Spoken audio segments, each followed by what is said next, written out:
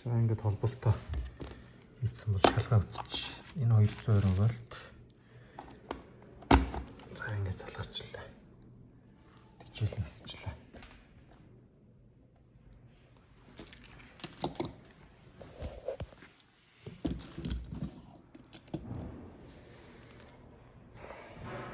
За XC-тэй шалгаа үзчих. XC зүү холбогдсон бол ингээд тавьчих гэсэн үг.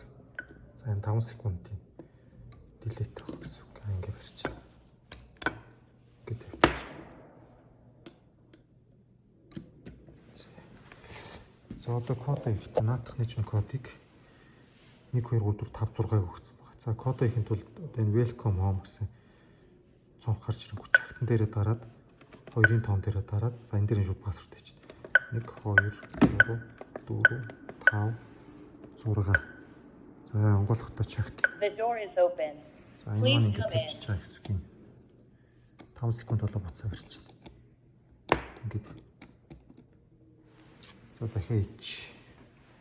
Чагт биш эхлээд чагт 2 1 2 3 5 6. За чагт.